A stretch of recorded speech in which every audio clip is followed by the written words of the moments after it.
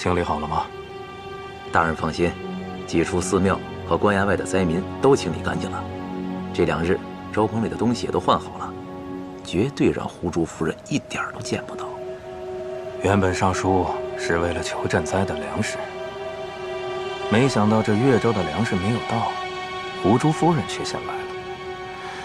她可是射杀老左蒲敦王的厉害角色，不好搪塞呀。嘿，大人啊，你我与都中这些人周旋多年，还不知道这点事儿？一介女流，哪有什么赈灾的本事呀？据说这位胡珠夫人出身流商方氏，是青海宫门下的学生，后来才进献给陛下。真来西平岗办事的人未必是他，只不过呢，他要这份功劳而已。就按先前说好的，好吃好喝的伺候着，好言好语的陪着，事后大笔珠宝华服奉送。他眼里看不见灾民，心里也不挂住此事。到时候等越州的粮食一到，咱们再恭恭敬敬的把他送回去就是了。但愿如此吧，百里先生。刘大人，胡珠夫人的车辇队伍已经快到了。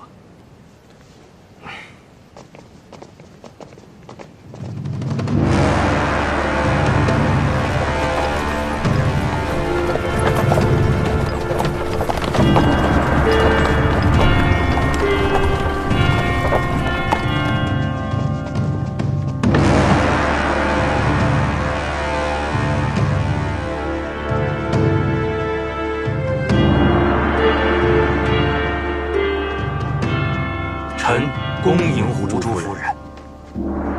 多谢刘大人，多谢诸位大人，有劳了。这是臣应尽职责。夫人舟车劳顿，请先到城内的馆驿歇息，稍后臣为您接风洗尘。如今灾情期间，一切还是能免则免。大人不如直接与本宫说说线下各州府的情况。本宫还想去粮仓还有粥棚看一看，看能为百姓们做些什么。啊，胡珠夫人，这越州的粮食没到啊，想要灾情平息，恐怕不是一朝一夕之事。再者，夫人您长途跋涉而来，也需要稍作休整。也好。这位是？啊，草民是西平岗商会的会长百里元。姓百里，可是皖州南怀的百里？正是，夫人好见识呀。只是如今百里氏衰微，已许多年不曾有人提及这个了。方氏与百里氏是世家，本宫自然知晓。说起来，你我两辈祖上还有渊源呢。是，先祖确实与流商方氏有些联系啊，这也实是草民之幸。夫人，请。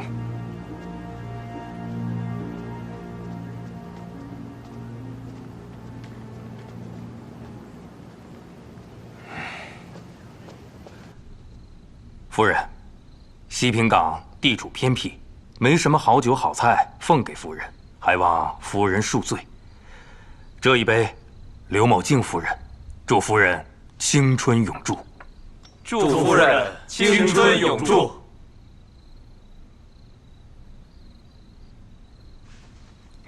刘大人过谦了。西平岗，物华天宝，人杰地灵。本宫一路走过来，看到湖光山色，美不胜收，倒是比都中还要强些呢。夫人，您过奖了。胡珠夫人身份高贵，待陛下出使西南探视灾情，西南官民受宠若惊，不敢怠慢。酒宴粗陋，只是想表达刘大人与西南百姓的一番心意，还望夫人不要嫌弃。各位的盛情，本宫心领了。眼下本宫确有一不情之请。夫人有什么事尽管吩咐，臣一定尽力。本宫听闻城里的歌舞戏极好，白日里无聊，本宫也不爱出去走动。若方便的话，可否将他们请到府里表演上几出，让本宫解闷？臣明日就去办。哎，来，我等再敬胡珠夫人一杯，感谢夫人庇佑我西平港，风调雨顺，国泰民安。臣先干为敬。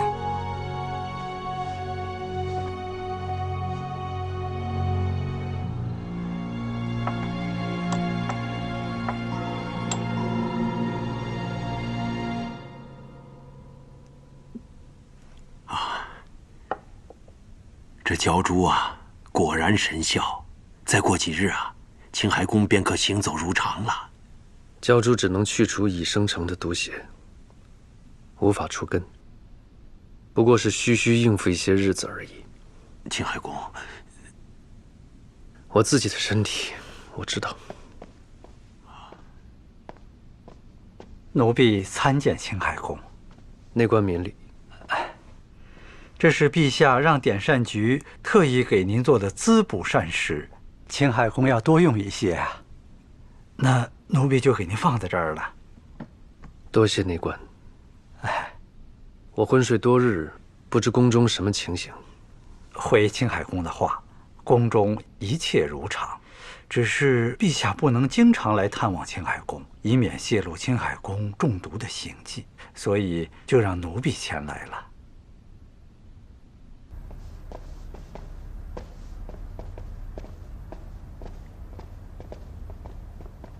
陛下，青海宫到了。陛下，朕不是要你好生休养吗？你怎么来了？谢陛下关心，臣已经好多了。气色是好多了，但还是不能随意走动，快回去歇着。陛下，纯容妃何时去了西平港？是谁这么闲告诉你这个？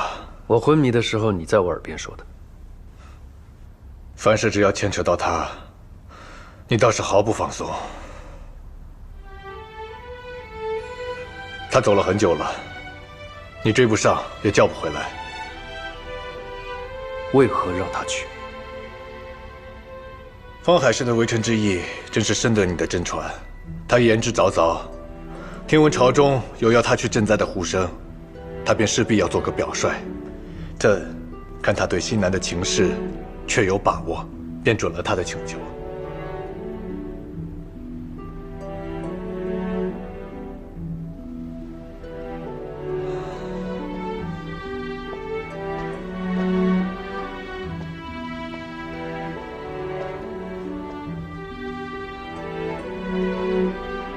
方海市不是笼中鸟，他只有展翅高飞，才能真正的快乐。陛下，臣请命去西平港，协助赈济灾情。建民，西平港什么情况，你我再清楚不过。我当然知道西平港现在是龙潭虎穴，但你现在的身体经不起舟车劳顿。朕为了找救你的法子，说是呕心沥血也不为过了。你担心方海市，你又将自己置于何处？你这样辜负朕，你又何忍？我知道你放心不下，可你能护得了他一时，能护得了他一世吗？朕的意思是说，朕瞧这方海市是个有主见、有法子的人，他定能独当一面。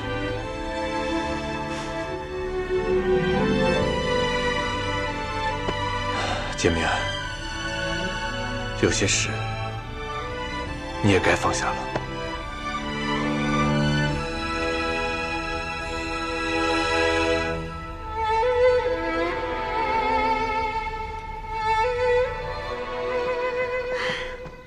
纯容妃慢些。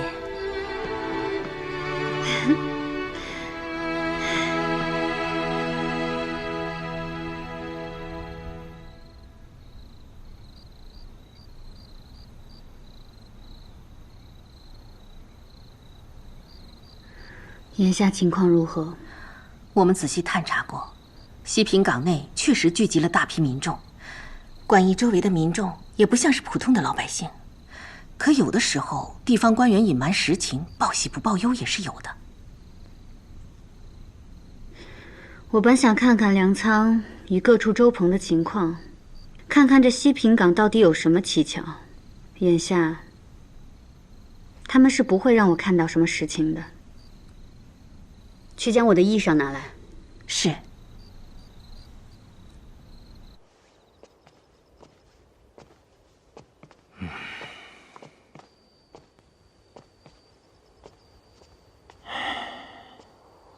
怎么样？我就说了吧，那胡珠夫人就是纸做的老虎。她一个深宫女眷，又出身门阀，刘大人还真以为她会在意那些衣衫褴褛的灾民？哼，怕是在她的眼里，你我也只是蝼蚁啊。胡珠夫人只想要看戏，连你让底下人改过的那些假卷宗都用不着，可以收起来了。那些粮仓和周棚，刘大人且把心放在肚子里，就按我们先前说的法子，兵来将挡，水来土掩。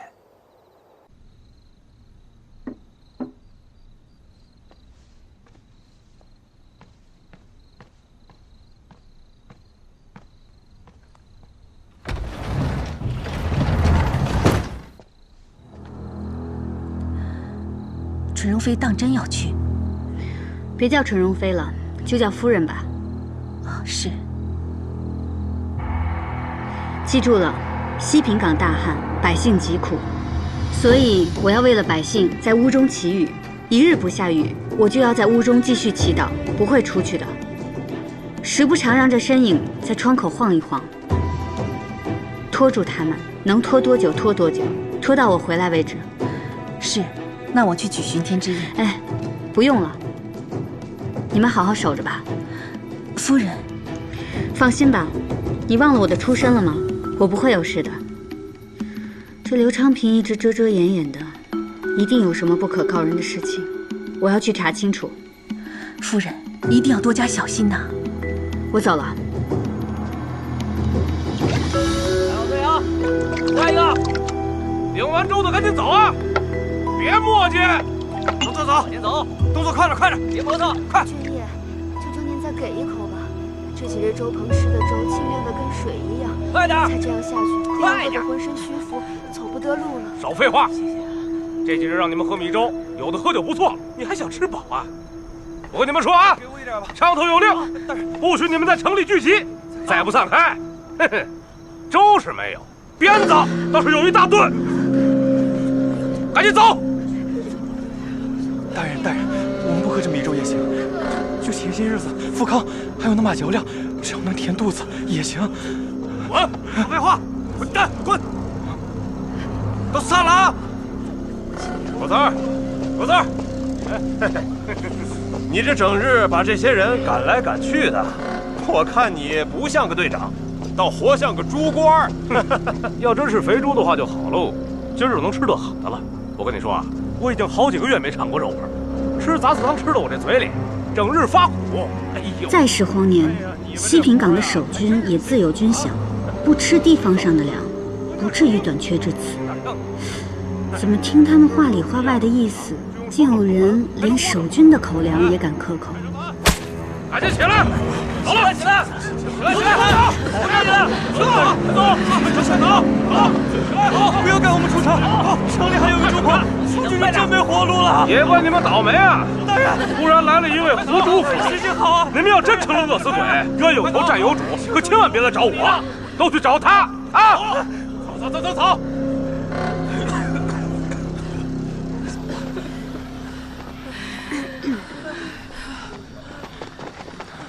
姑娘，咱们这是去哪儿啊？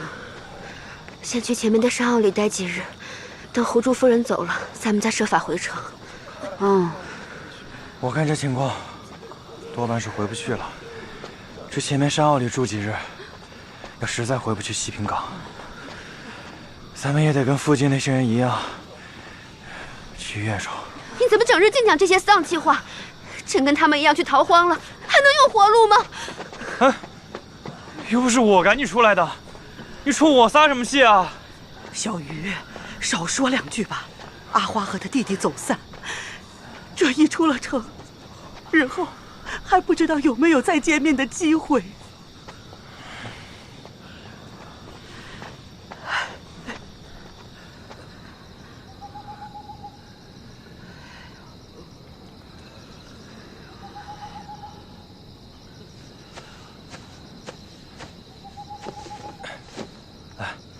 阿花从林子里找的，垫垫肚子。我不饿，不吃了。别客气，给你就拿着吧。你这会儿不饿，明日也饿了，到时候还不知道能吃啥。这越州丰产，我看大家都逃走了，咱们为什么不逃啊？你也是周边府县的人吧？西平港大旱已久，粮食欠收，这周边早就没什么可吃的了，都想往越州去。可就凭一双脚，又有几个能走到越州？大多数都死在半路了。可是，这留在西平港又有什么出路啊？原来是有的，城里东西2个市场都设了粥棚，早晚施粥。虽然煮的不过是一些富糠燕麦一类的马嚼料，但勉强能活人。给人吃马嚼料？咱们这些平头百姓不吃马嚼料，难道想吃白米不成？可是，这西平港的粮仓里面放的不是白米吗？粮仓里那些白花花的大米，早在几个月前还算太平的时候，就被刘长平带着底下的那些人偷出来卖给有船队的豪绅了。粮仓里早就只剩成堆的马嚼料了。是啊，我听说这几日连守军都吃不上白米了。可他这么做，那可是诛九族的大罪啊！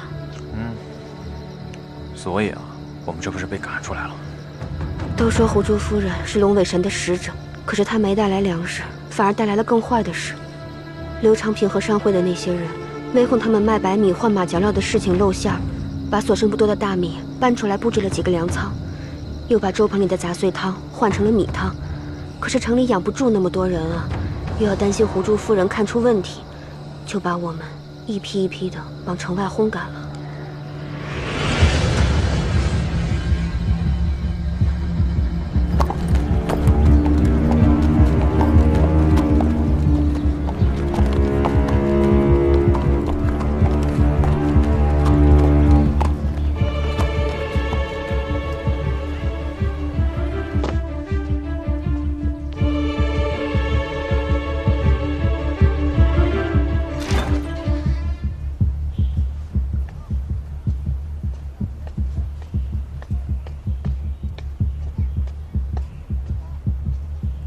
刘大人，玉姑，本官来给夫人请安。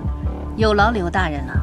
胡珠夫人说，西平港久旱，官员皆苦，她要在房中为西平港祝祷祈雨，就不见客了。啊，夫人想看戏，我已经把戏班子找好了，不如给夫人送来，让夫人在这儿看上几出。有劳刘大人，不过祝祷之事最需要专注静心。夫人说她已经发愿，在结束之前不会离开房间。歌舞戏之事没有什么要紧，以后再看也不迟。那晚些，我叫人送些素菜过来。夫人来到西平港闭门不出，下官招待不周，心中始终难安。刘大人，玉姑已经说了，祝祷不可分心，你却在此不停叙说，着实恼人。你的一片心意，我是知道的。晚几日再领受，应该也不迟。是，夫人有什么事尽管吩咐，下官竭力去办。多谢大人。下官告辞。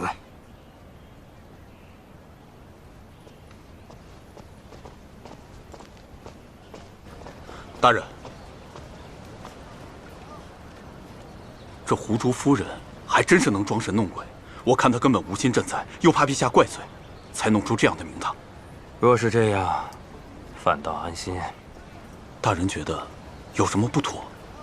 你听他今日的声音，可与此前有所不同啊？有些像，但似乎又不太一样。大人，难道屋子里的是假的？真的早已离开馆驿，去探查城中的虚实了。派人夜探馆驿，查明真假。是。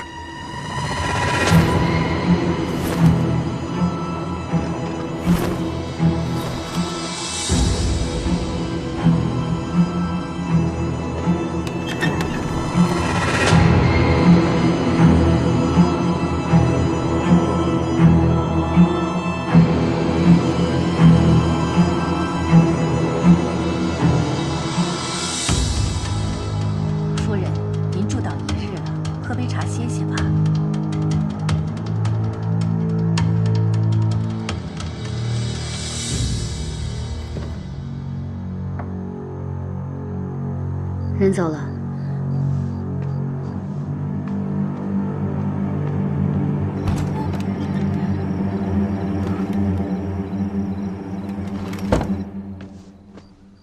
夫人，已无动静。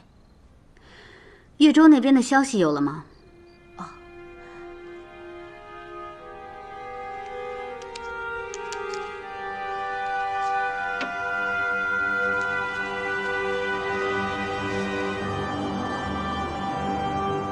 越州运粮的船还没出发，还未出发。可是我们离宫时，陛下说越州赈灾的粮食已经准备妥当了呀。商会说海上风浪大，不适合行船。可眼下根本就不是风浪大的季节，他们就是想故意拖延。夫人，这如何是好？不如向陛下求助吧。来不及了，你去拿笔来，我给越州那边写信。你看清楚了，房间里确实是胡珠夫人。是，看清楚了。下去吧。是。刘大人，夫人不出门倒是好事，只不过这赈灾的粮迟迟不到，她待得久了，我们的那点白米怕是会撑不住。百里先生，你认为该如何做？他既然说自己要为西平港祈雨，那我们不如就将计就计。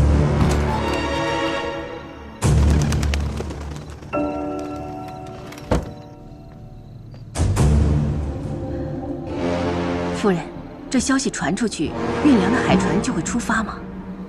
要等。等什么？等雨。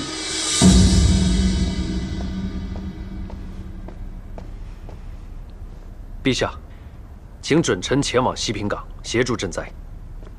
才刚好一些，你又要折腾。臣刚得知，西平港的赈灾粮迟迟未到，照此行事，无粮必乱。若暴乱起，还是纯容妃肯定不会镇压灾民，但有心之人可能会利用暴乱威胁她的性命。请陛下准臣立刻出发西平港。这次朕给方海市带足了人手，更何况他思维敏捷又懂得变通，对西南的状况比你我想象的更是了解。朕相信他，不管发生任何事情，他都会有对策。你若还是担心，朕便再加派得力人手去他身边。但你必须留在都中，给朕好好养伤。这也许是生死危机，他的事，臣不想假手于他人。西南路遥，路途难行，你去了又能如何？朕知你担心方海市，可眼下更令人担心的是你的身子。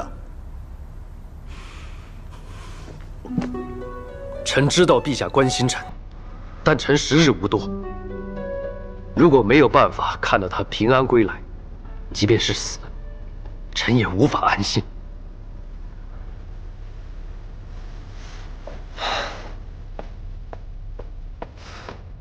给朕起来！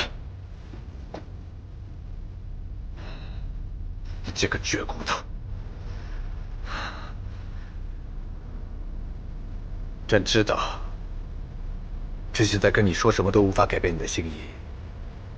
多少军国大事，你都能不动声色，偏偏摊上他的事情，你就……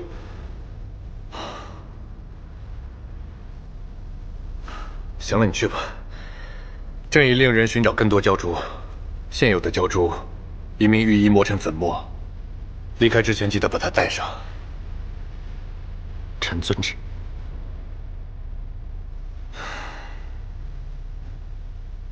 下面，你给我记住，朕放你走了，你可得平平安安的回来。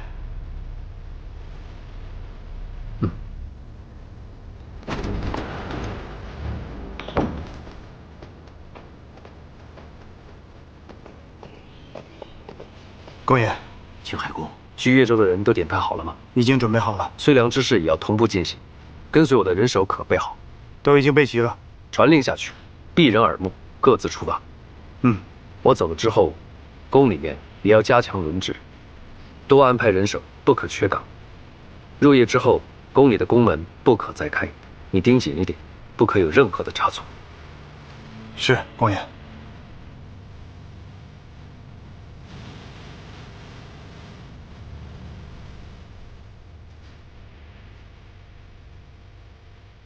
青海公，这是路上所用药物，下官已全部制成了丸药。还有，这是剩余的胶珠粉，就只剩这么多了。你一定要按时按量的服用，早日返程，若不然……多谢，我会留心。青海公，早去早回啊！什么？方建明出城了？确实，方建明无疑。看去的方向，应该是西平港。哼，他倒是聪明，看破了我的局。可惜啊，西南太远，想救方海市来不及了。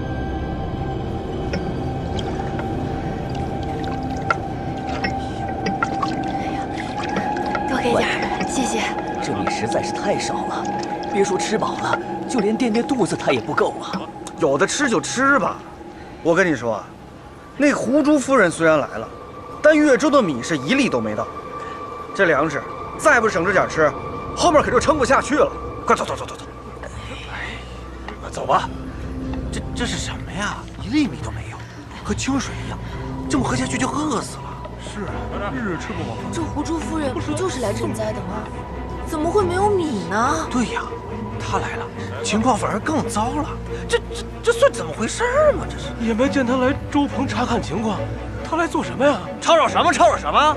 胡珠夫人哪有时间管你们死活？每日忙着祈雨呢。祈雨？祈雨？这也没见着下雨啊。什么胡珠夫人幼年逢仙，都是假的。说不定就是因为他谎称预先。用不了2日，胡珠夫人在这西平港就待不下去了。但愿如此吧。玉姑，这灾民很久没有吃到粮食了，所以才把这邪火发到胡珠夫人身上。现在这街口的灾民，我们还能略挡一二，可是人越来越多的话，恐怕会对夫人不利。不如这样，让夫人暂时离开西平港，等粮食一到再回来也不迟。刘大人，夫人正在诵经，是不可移步的。这灾民狂暴难以控制，要是有个万一，臣怎么向陛下交代呀？是啊，玉姑，可不能拿命开玩笑。夫人已经发愿了，西平港不下雨，她是不会走的。西平港都几个月没下雨了，就算胡珠夫人见过龙尾神，也不一定能够祈雨成功啊。还是，这真灵了！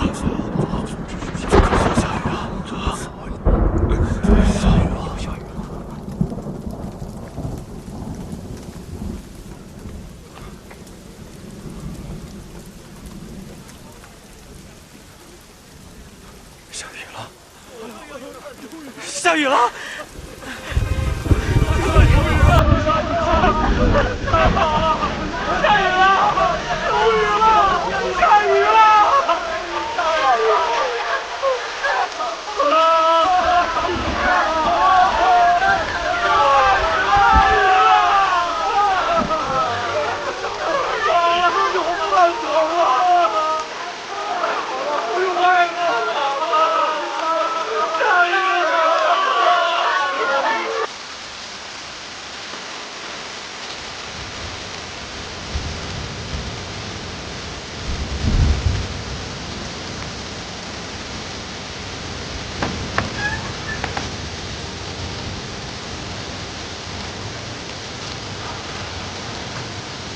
参见胡珠夫人。诸位免礼，实在对不住，一来就把自己关在房里。这雨来的可算及时啊！谢胡珠夫人护佑西平港。刘大人，西平港的粮食还剩多少？最多10日左右。既然如此，明日开始便将粥熬稠了，用来赈济灾民吧。若是这样，顶多7、8日，越州的粮食还没有到。越州运送粮食的船已经出发了，3日之内便会到达西平港。诸位放心，若有任何问题，本宫一定担着。是。既然祈雨顺利，明日本宫就可以到处看看。没有问题。胡主夫人明日想去哪里，我等都会陪同。那明日便有劳诸位了。刘大人，既然粮食足够，赶出城的那些灾民也都放进来吧。臣这就叫人去办。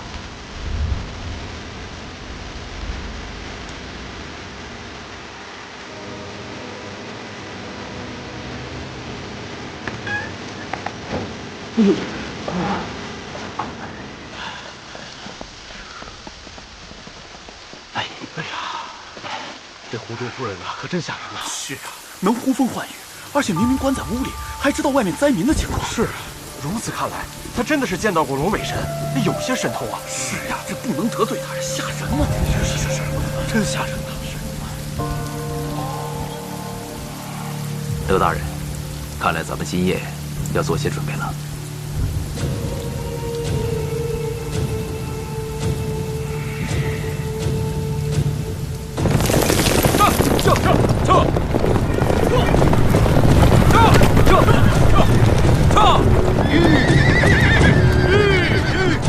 光爷，派出侦察的前锋，可有带来具体的消息？在这儿。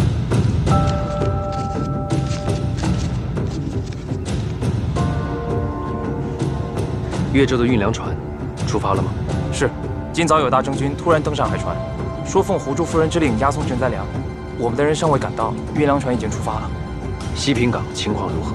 西平港昨日突下暴雨，灾民都说是胡珠夫人给予的功劳，暂时不会发生暴乱。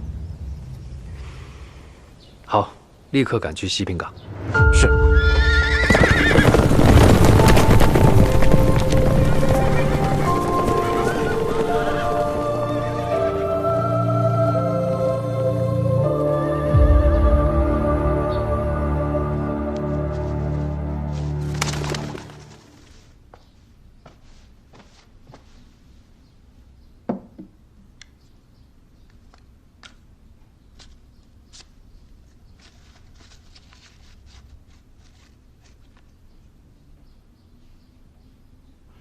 海船今晨已经出发了。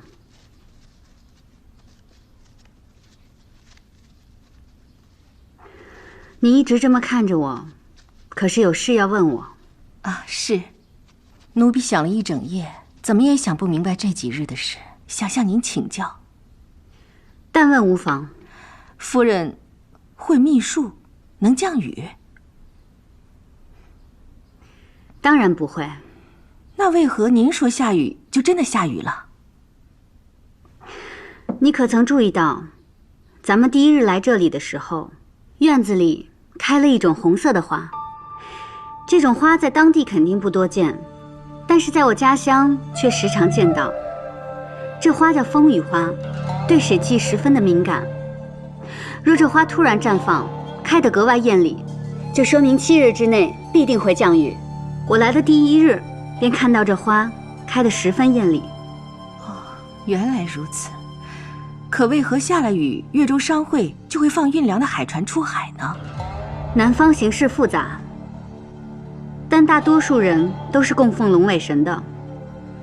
我因为幼时接触过龙尾神，而被陛下封为胡珠夫人，这是大家都知道的。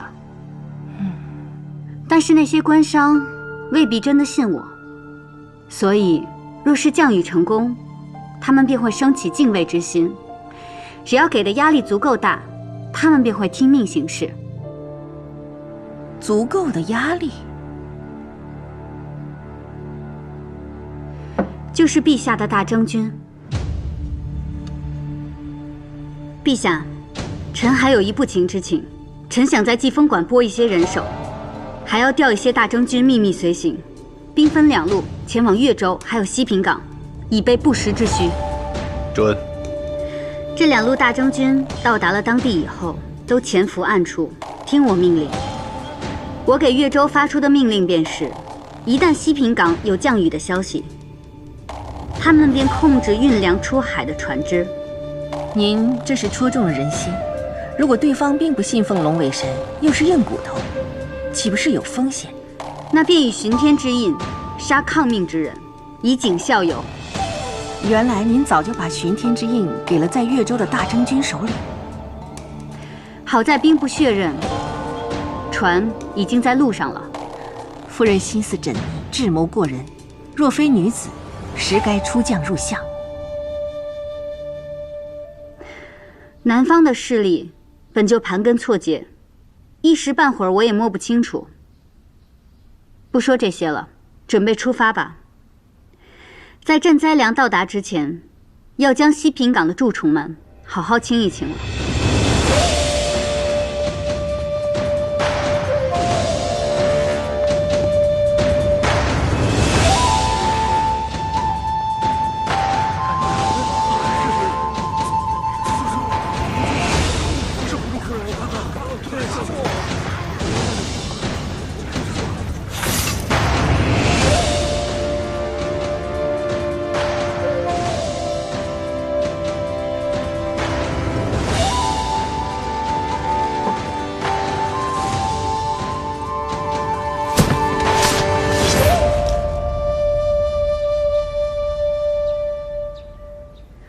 依照现在的情况来看，足够撑到越州的运粮船到达之日，让灾民们都吃到白米，还多亏了刘大人与百里先生。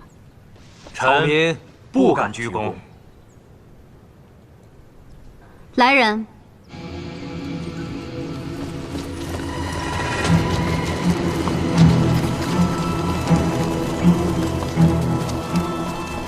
考虑到西平港支调不便，临行前，我特向陛下请命，除了在祭风馆调人以外，陛下还派了一队大征的军队跟着我。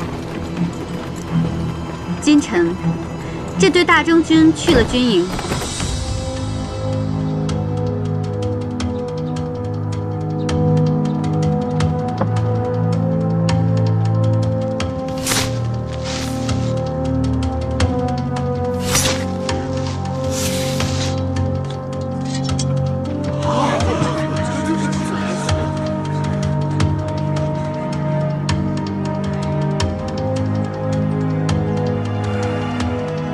克扣军粮，以次充好，撕开粮仓，买卖存粮，这桩桩件件，足够刘大人与百里先生及其他涉事官员掉100回脑袋了。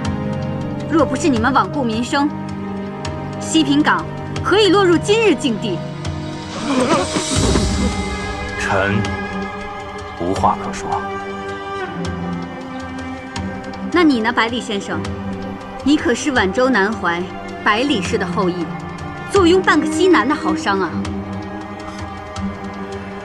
夫人果然是聪慧过人，胆识过人，谋断过人。我百里园亦没什么可分辨的。那好，将他们拉下去，就地枭首。慢着，此事皆出自我一个人主意，枭首也好，凌迟也罢，与刘大人无关。刘昌平可是这西平港的刺史，犯下如此滔天大罪，你竟说与他无关？夫人可知道1斤白米可以换多少马嚼料？10斤，在我的手里可以设法换到14斤。西南大旱的消息，数月前我们已向朝廷报奏，可报信的折子却总也递不到陛下的案头。等越州的拨粮，却迟迟等不来。海上季季都刮着大风啊！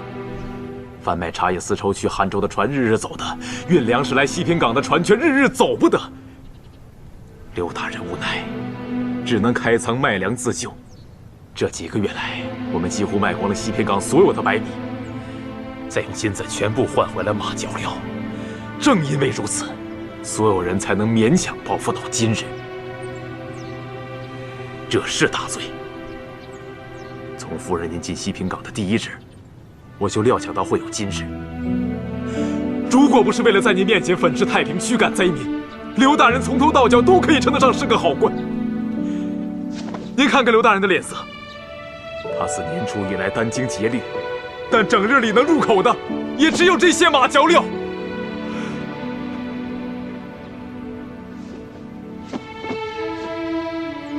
臣有罪。夫人，既代天巡狩，朝廷的法度不能乱。夫人，刘大人这样的官，夫人当真要杀吗？不必再说了，有罪就是有罪。别说这刘大人，夫人，刘大人是刁钻呐！这是非对错，本宫不会听信一面之词。刘昌平，若你问心无愧，你便好好活着，本宫定会还你一个公道。此事，本宫一定会查清楚。遵命。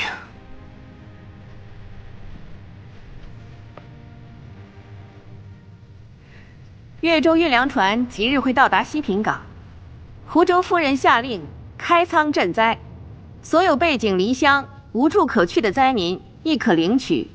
周鹏会日夜施粥，人人有份。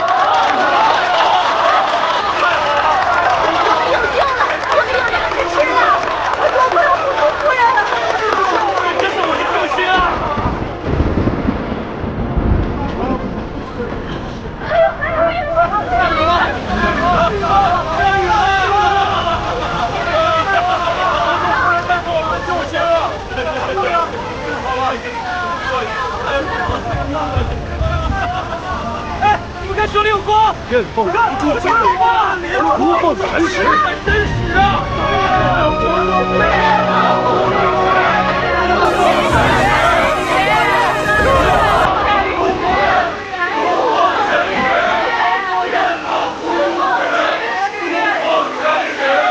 公爷，咱们不去见湖州夫人？湖州夫人已经把形势稳定好了，你我暗中保护她即可。是。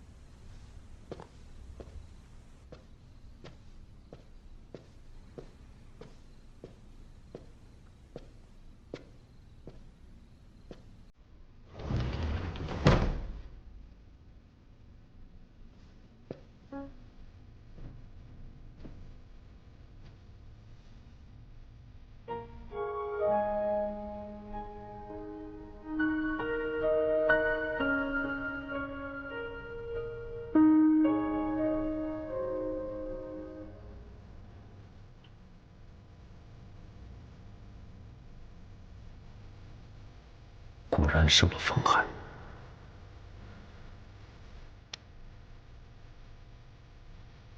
为何来西平港？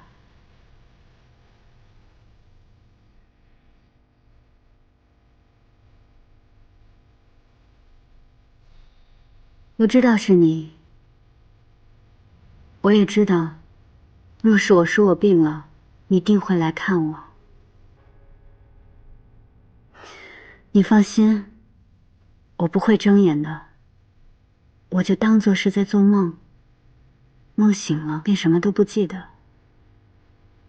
我只想跟你说说话。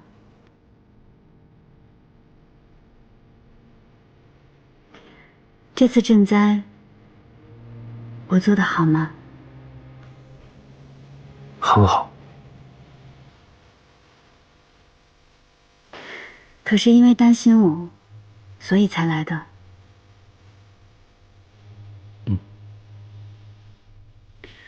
刘昌平与百里园倒卖军粮，犯了死罪，但也许是为了百姓。查清原委，若是，便从轻发落。不顾朝廷法度吗？法外亦有情，陛下不是这么迂腐的人。这次，你是打算一直不现身人前吗？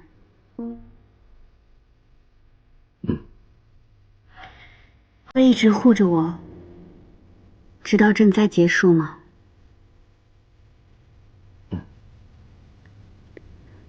方建明，若是你彻底绝情、冷心，该多好。那样，我就能放下了。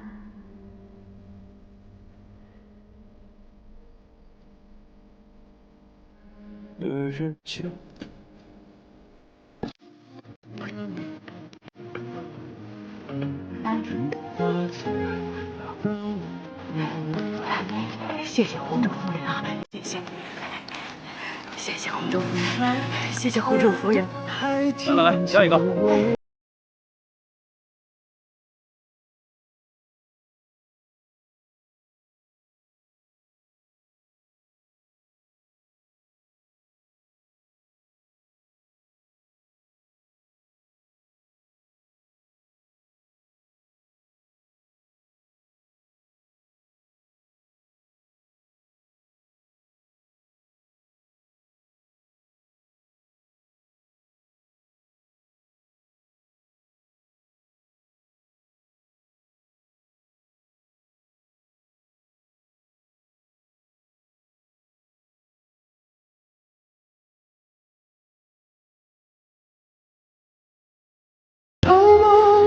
话一落，就全然天下。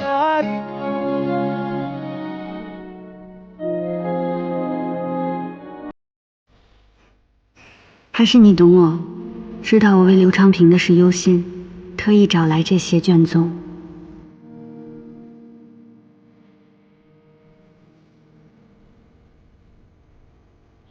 刘长平、百里园私卖白米一事，如今已经查清楚了。你二人确实为灾情所逼，一心为了百姓，并无中饱私囊的行为。但你们的行为已经触犯了朝廷法度，死罪可免，活罪难逃，必要惩戒。臣草民甘愿受罚。刘长平，罚俸3年，并要将西平港亏空的白米全数补上。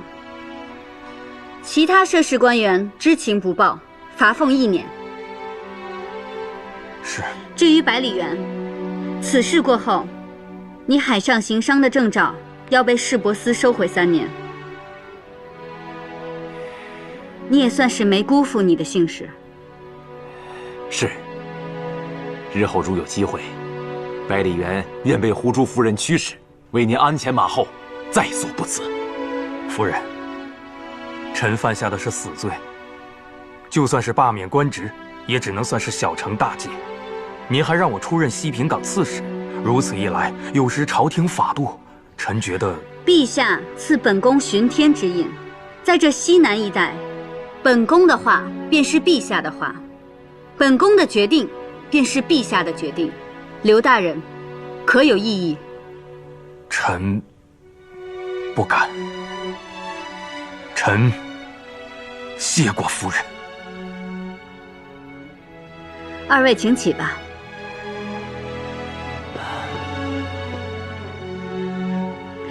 西南一带受灾多日，百姓流离失所，万事待兴。除了西平港，还有各州府赈灾事宜。希望二位大人可以协助本宫，同心协力，共同庇护这方土地的百姓。是。哼，好，朕果然没有看错人。大丈夫须眉如己，可又有几个能比得过他方海市？哎呀，的确呀，的确呀，纯容妃巾帼不让须眉呀。不过说到底呀，还是陛下慧眼识人，才让纯容妃有处施展。要不然，纵使满身本事，她也无用武之地呀。穆德卿，你这阿谀逢迎的功夫，日渐功利啊！奴婢不敢，奴婢不敢。只是不知道建明，明明到了也不露头，在做什么打算？奴婢不敢妄自猜测青海宫的心思。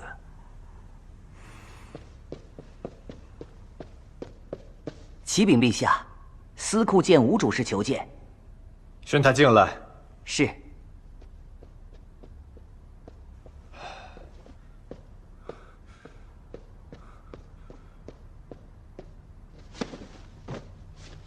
微臣参见陛下。平身。谢陛下。瞧你这样，家里走水了？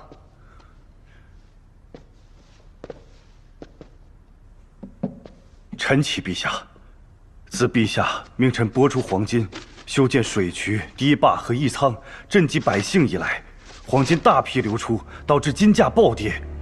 金价稳定时，1两金通常能兑10吊铜钱，可如今市面上竟有1两金只兑5吊铜钱的荒唐事。那些西路金客原本在故乡质押了房产，借下高利贷，收购黄金到东路贩卖，奈何金价跌到今日这个地步，不亚于血本无归，绝望至极啊！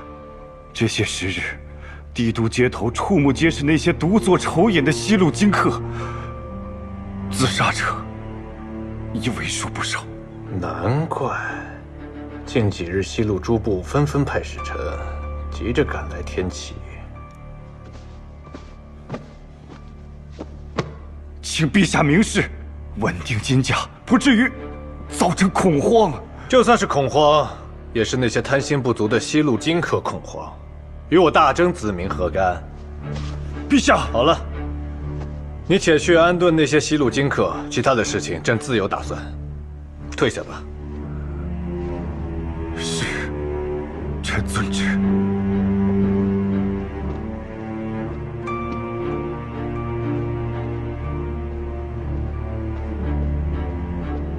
陈荣飞何日回来？回陛下的话，按日程，这2日就该出发了。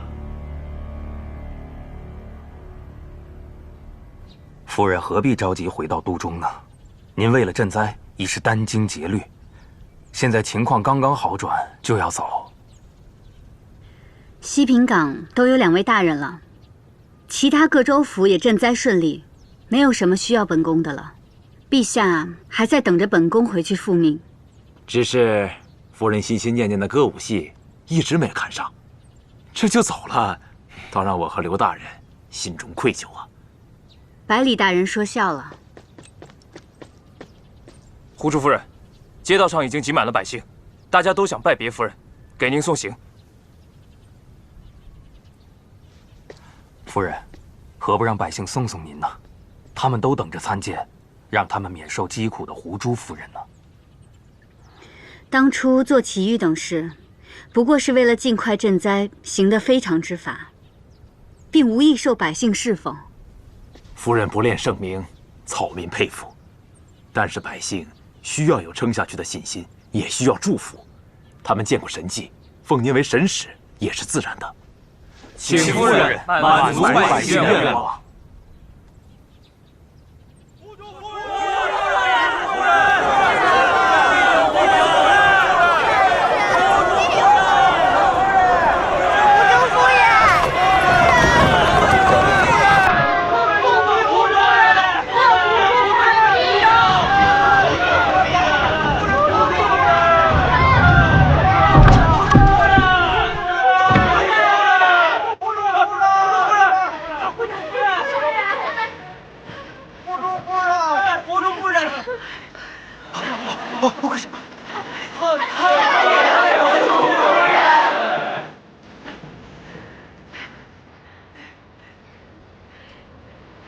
都快请起身吧。从今日起，你不只是方海市，更是大征的胡珠夫人。你也希望我能走到今日这一步吗？不是我希望，是你自己一步一步走到了这儿。胡珠夫人，阿花，我们都来了。我、小鱼还有婆婆，这是我刚找回来的弟弟阿宝。夫人，真是乖孩子。你可是我们大家的正命恩人，是咱们新来的救星啊！大家说是不是？是。胡珠夫人，胡珠夫人。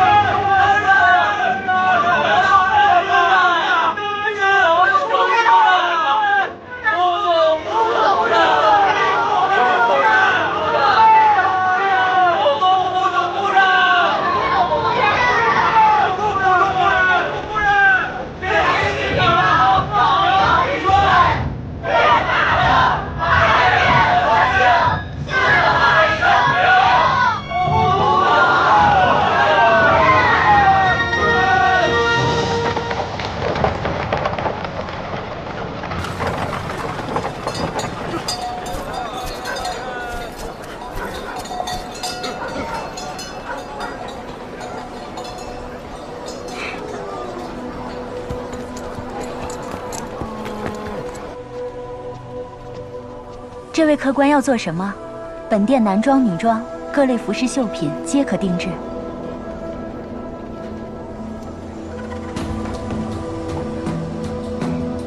跟我来。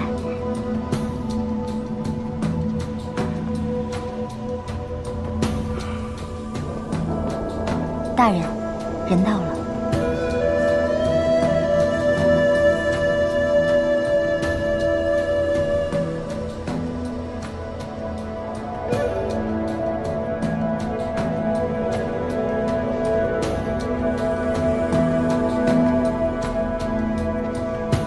属下参见大人。不必多礼。你就是一直帮我传递消息的老庄。正是属下。大人，您来这汉州边陲小镇开店，可否习惯？这里民风淳朴，倒没什么不惯的。你此去左部情形如何？据埋在那边的暗线说，近日来市面上金价混乱，左部亦蠢蠢欲动。多洛一旦有什么动静，那边的暗线一定会立刻发出消息。很好，只要收到左部的消息，我就会通知你向额尔济传信。是。大人，您以前在宫中办差，和大公子应当很熟悉。如今都来到了此处，为何不直接联络大公子呢？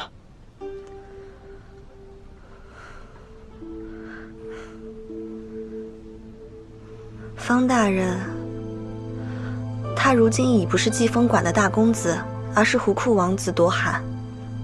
眼下右部形势未定，在世人眼中，我已是早已亡故。此时并不是和方大人直接联络的时机。老庄，日后与额尔济传信，仍需通过你来操作。是。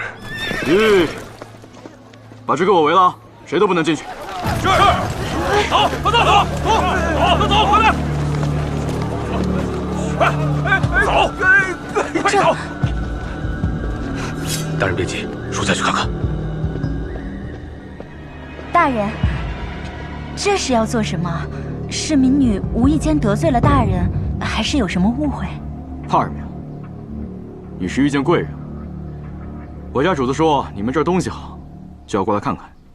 原来是贵人来了。这贵人是男是女？可有什么喜好？他是我们罗尔丹哥哥，都跟你说了，不要弄这样的架势，我不喜欢。你要记住，你身份尊贵，你就算买东西，也不能和这些平民挤在一起。哎，再说了，我是为了你的安全。我能自己保护自己，下次你再这样，我真的生气了。好，你不是要买东西吗？去看吧。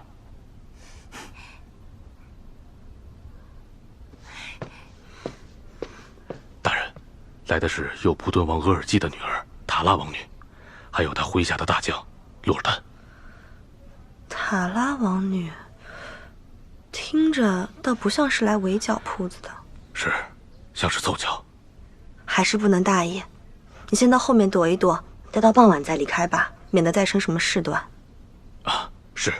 这铺子里的东西果然件件好看，怪不得没开多久就名声在外。姑娘好眼光，小店的手艺是祖传的，走到哪儿都有人夸呢。哎，我听说你这儿不仅有胡库的服饰，也有尼华罗、祝辇、大征等地的服饰。只要想要，哪儿的风格都可以定制。姑娘喜欢哪儿的服饰啊？民女去拿些出来，任您挑选。我想看看大征的服饰。好，民女这就去拿。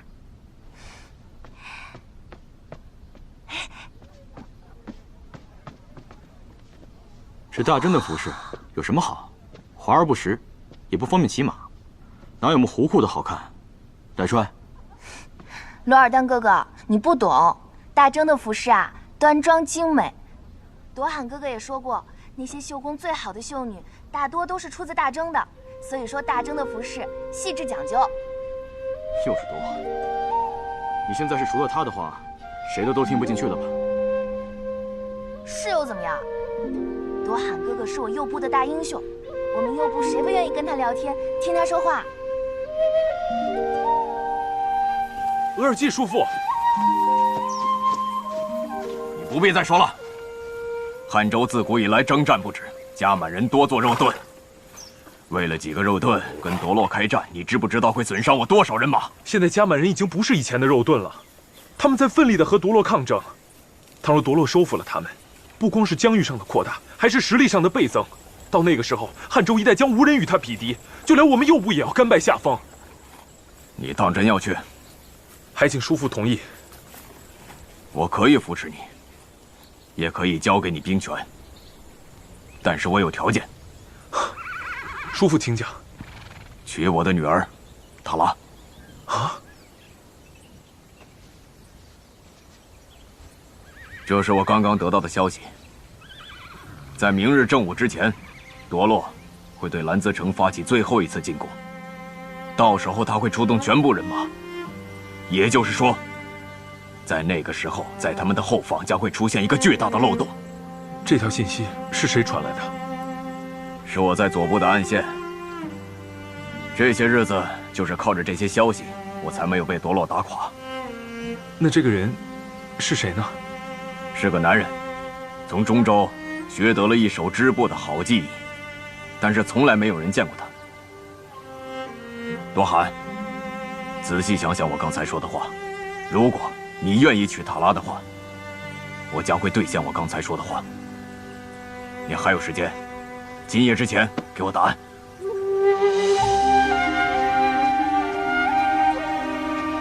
这流，是你吗？你已经离开快半年了，怎么可能是你呢？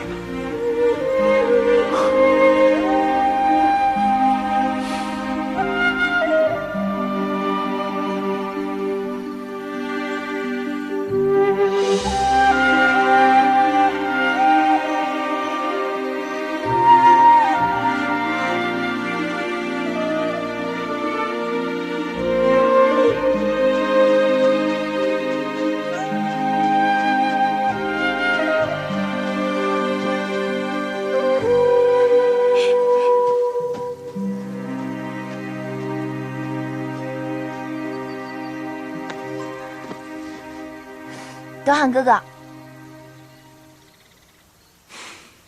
是在为迎娶我的事情发愁吗？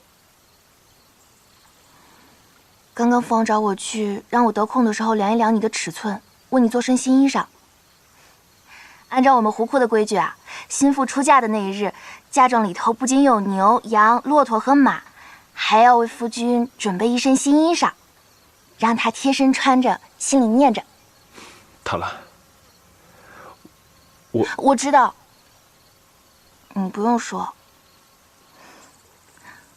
多罕哥哥经常一个人望着中州的方向，我想，多罕哥哥肯定是在思念某个远在中州的人。那个人一定是多罕哥哥心里最在意的人，他肯定很好，才让多罕哥哥那么喜欢他。塔拉，多罕哥哥，我不介意。现在有那么多加满人等着多罕哥哥去救，多罕哥哥去做自己想做的事情就好。即使我们成婚了，我也会很安静的，我不会打扰你去思念自己的心上人，我只会默默地等着，等你在心里给我一个位置。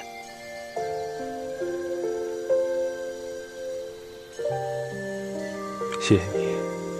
喜欢一个人不需要说谢谢，我喜欢你，所以我愿意为你做任何事情，即使只是在族人面前做做样子，我也愿意。我记得多罕哥哥刚来的时候，就是加满人帮了忙，若不是他们，我也不会遇到多罕哥哥。是时候回报他们了。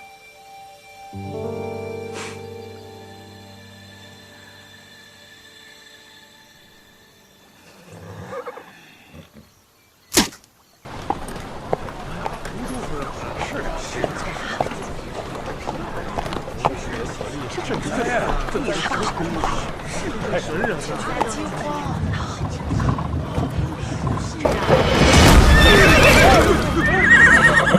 保护纯若妃！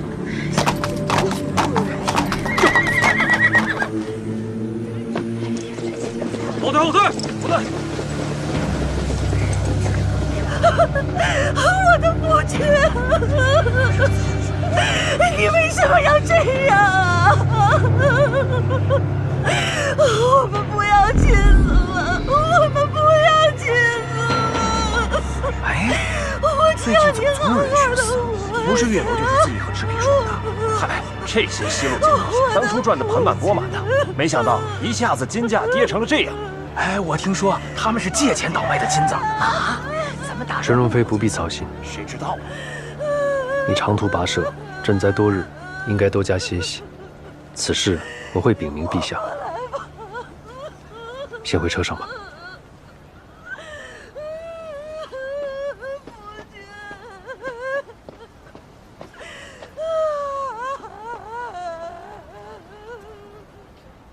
青海宫，荆轲自戕，天起纷乱。本宫担心回宫路上再生变故，既然巧遇青海宫，可否劳烦护送？臣遵命。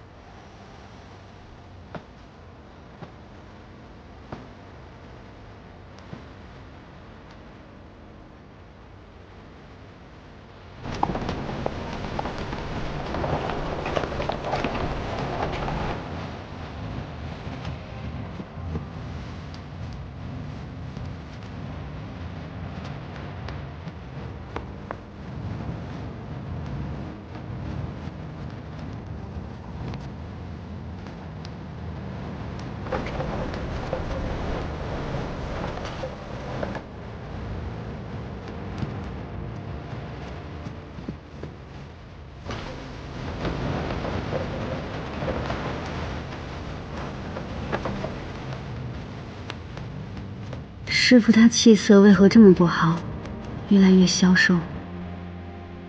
这一路奔波劳累，陈荣妃总算可以好好歇歇了。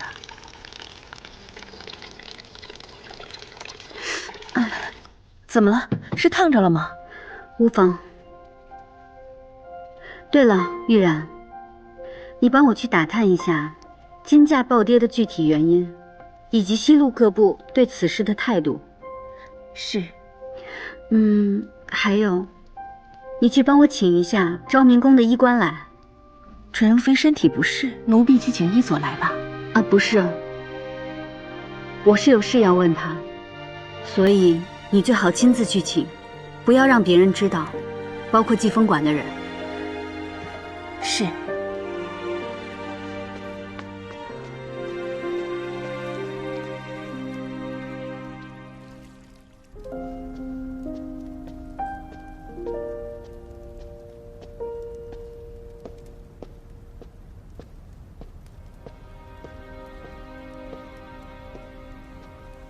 参见陛下。出去这么久，终于舍得回来了。李御医寻不到你，只能在朕这儿等着。青海宫，有劳李御医。快坐。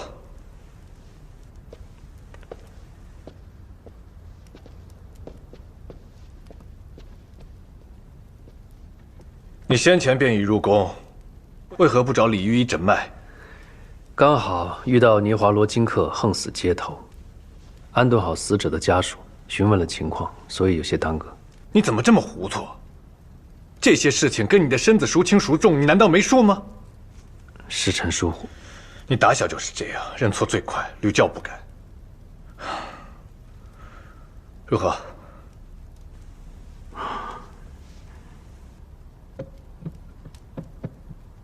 回禀陛下。还是和以前一样，焦珠粉压制了青海宫体内的毒素。是以，眼下单看青海宫的面色与常人无异，但毒素仍在体内，并未清除。可有消除毒素的方法？臣正在加紧寻找解毒之法，只是这卫生花之毒，确实殊异，所以暂时未找到清除毒素的良药。臣担心的是，这浇筑粉的数量本就不多。无能，无用。找了多久了？办法呢？翻来覆去就是这么一句话，这样你何用啊？陛下，此事跟李御医无关，请陛下息怒。回去给朕接着找。遵旨。有劳李御医了。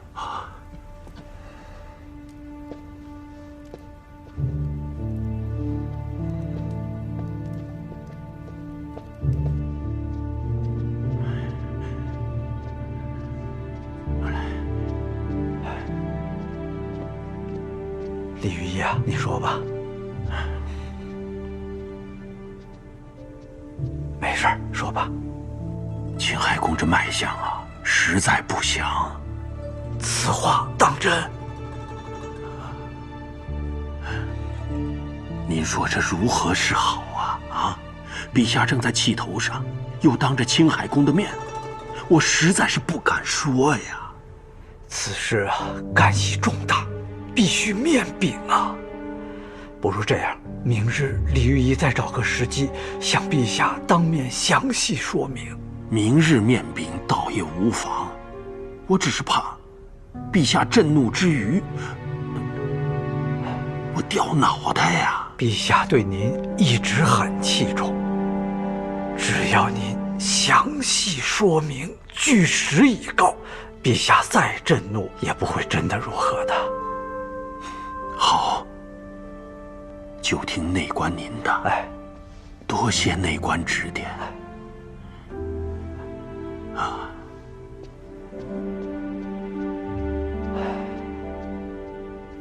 臣得这一壶浇筑续命，又拖了几个月的寿命，已经是非常侥幸了。请陛下不要再为此烦心。臣只是希望可以再撑一段时间，解决金家的问题，便死而无憾了。你倒是看清生死。难道朕就是冷心冷肺的死物，要眼睁睁看着你去赴死吗？臣不是这个意思。你离开的这段日子，朕日思夜想，也算是想出了一个万全之策。已经许久不曾诊脉。是，自从厂王生辰，公爷从马场回来，就不曾再让臣为他诊脉。可青海公满身旧伤，以前也是按时诊脉，方便调养。况且您之前也说过，他这身子若不好好调养，便只能再支撑几年。那如今为何不诊脉了？臣几次要求诊脉，公爷都是婉拒，具体为何，臣也不好细问。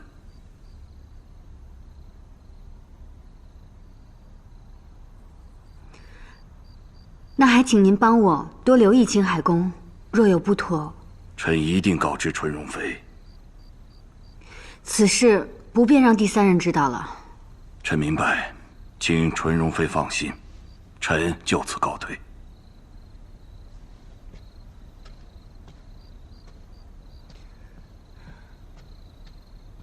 玉冉，奴婢在。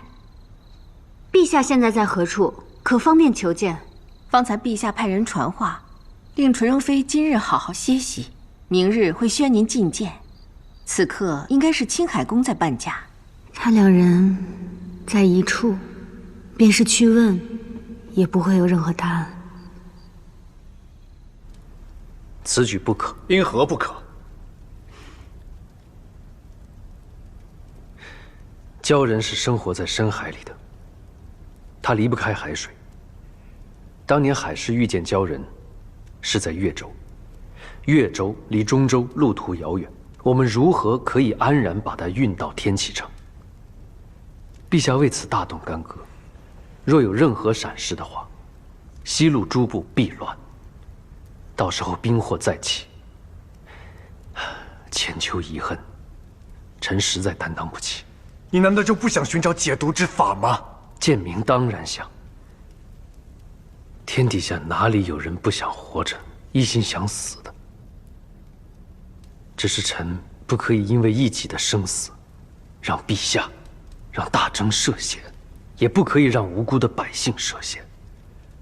如果鲛人真的可以解除我身上的毒，我可以亲自去越州找他，但不可以兴师动众，绝对不可以让海市知道。当时之下见过鲛人的据朕所知，就只有方海市一人。朕知你不想牵连他，朕也派了人早早的去郊海探寻。可时至今日，根本就见不到鲛人的踪影，寻到的便只有鲛鲨、掀翻船只、蔑视活人。你说你要独自前往，第一，你的身子根本就撑不住；第二，没有方海市，你要如何寻得鲛人？鲛人是否能解除卫生花之毒，我们都只是猜测，我们没有确证。再说，陛下如果知道鲛鲨可以掀翻船只、吞噬活人，我们何必让这么多人白白送死？如果让海市去找鲛人，鲛人解决不了我身上的毒，海市知道真相，等我撒手去了，海市如何自处？这桩桩件件，我宁愿不懂。正是因为你心心念念都是方海市，你更是要为了他努力活下去。你看着朕，建民，用是所爱，独活于世的滋味，朕比你清楚。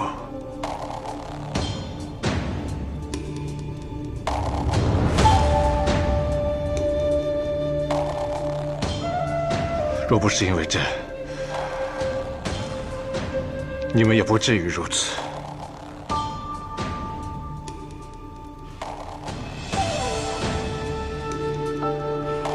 这一切都是朕的命数，与陛下无关。我希望陛下可以给我多一点时间，我肯定会找到办法。只是希望陛下千万要放弃让海市去找鲛人的想法。办法，朕准你接着想。但是在没有更好的办法之前，朕也绝不会放弃。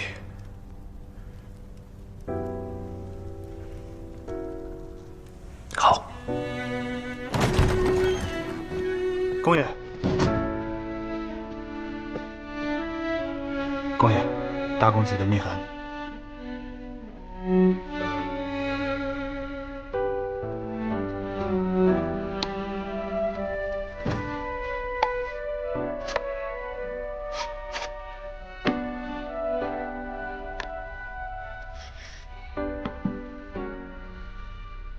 师父如晤，左仆敦王夺洛，锐意并吞加满，遭加满人拼死反击，汉州形势面临大变。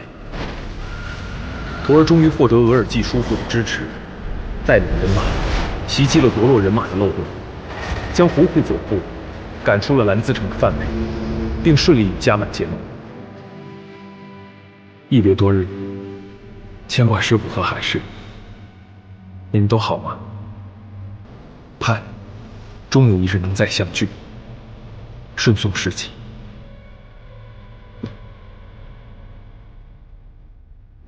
宣胡珠夫人上殿。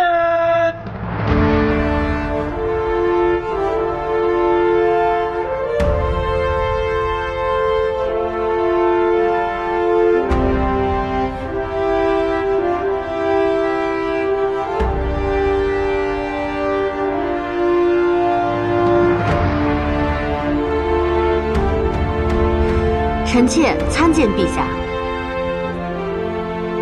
平身。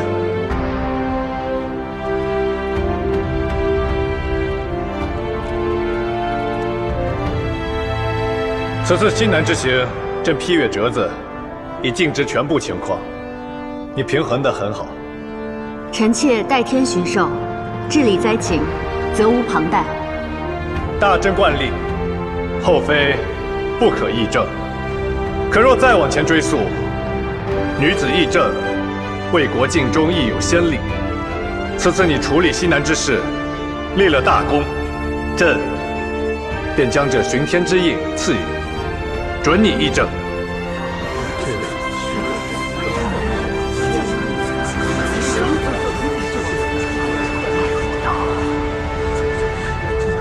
天下大乱，陛下，此事万万不可！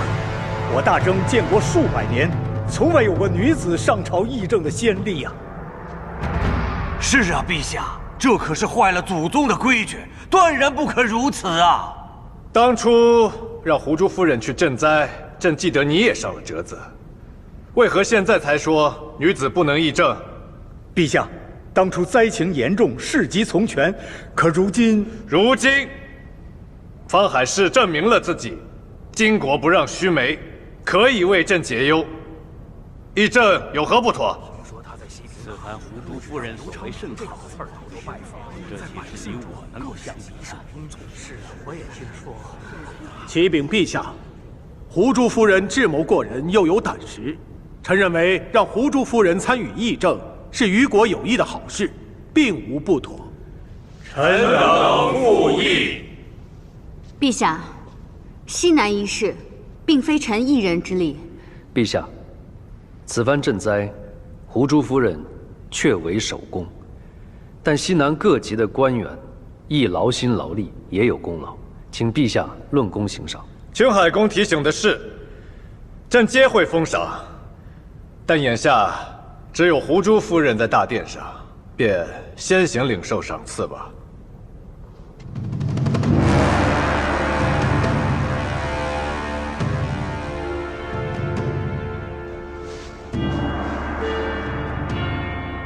臣妾谢过陛下，日后定当朝夕省惕，不负陛下深恩。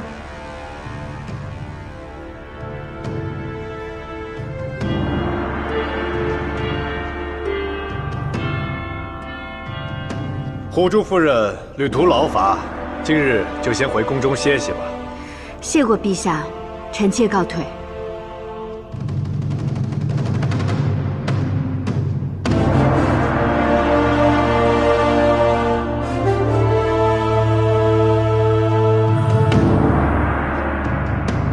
陛下，臣有本奏。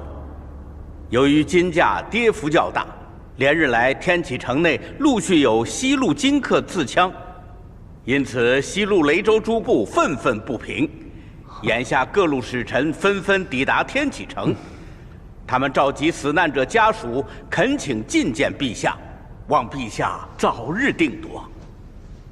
陛下，区区小部想与大征抗衡，无异于飞蛾扑火，自取灭亡。此言差矣。陛下，雷州诸部虽族小势弱，但若是联合起来，也是不小的势力。更何况我国西南旱灾刚刚平复，元气未缓，如若此时开战，只会是劳民伤财，没有半点益处啊！陛下，金价已跌至谷底，雷州诸部早已内部空虚，想要打仗，哪来的金子供应粮草部队？他们想打，只怕也是无力进击呀！陛下善用国库之金，给这些总在大征西南边境挑衅的部族以狠狠的打击，实在是圣明。陛下不必在意他们，迟早有一日他们会穷困潦倒，到那时自然会拜倒在陛下面前。陛下，雷州与大征虽然是隔着除辽海，但是雷州与西平港却只隔着一条狭窄的云望海峡。如若西路雷州诸部联合起来攻击我大征的西南门户，此事不容小觑啊！望陛下审慎处置。青海公，你怎么看？微臣之意是看看各个使臣的来意再说。穆德谦，奴婢在。今日4时3刻，朕要在京城宫偏殿接见各部使臣。遵旨。